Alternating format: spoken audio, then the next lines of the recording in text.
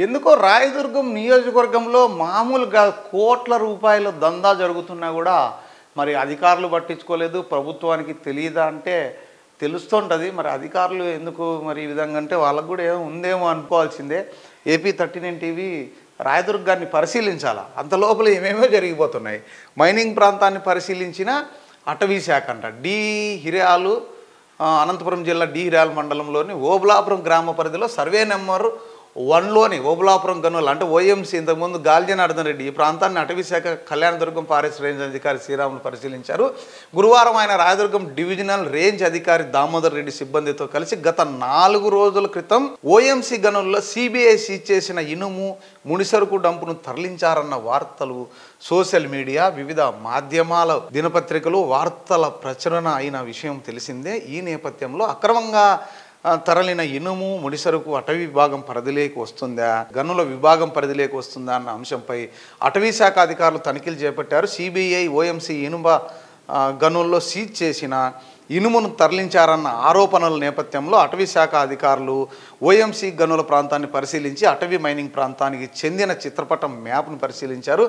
Seized material dump yard నుంచి అక్రమంగా తరలిన ఇనుము ముడిసరుకు ఘటన స్థలంను తనిఖీ చేసి అక్రమంగా తరలిన ఇనుము ముడిసరుకు అటవీ శాఖ పరిధిలోకి రాదని, గనుల భూగర్భ శాఖ పరిధిలోకి వస్తుందని RFO DFO సిబ్బందితో కలిసి నిర్ధారించారు.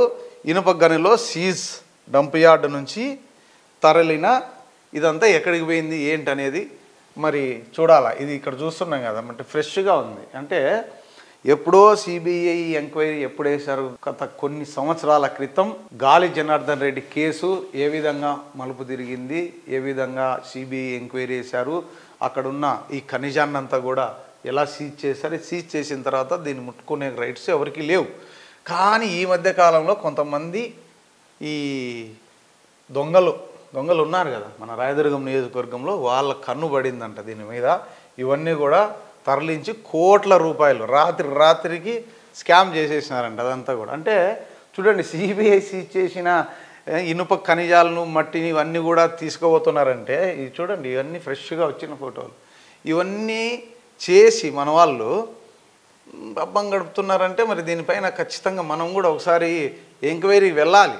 ఎందుకంటే ఏం జరుగుతుందనేది చూడాలి కదా. ఇది వీడియో మొత్తం మీద అయితే ఏదో జరుగుతోంది, ఏం జరుగుతుంది అనేది మాత్రం నిజం. జరిగేదైతే జరిగింది.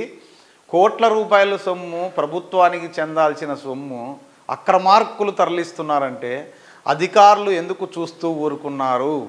అధికారులు చూస్తూ ఊరుకున్నా మనం చూస్తూ ఊరుకోవడానికి సిద్ధంగా లేము.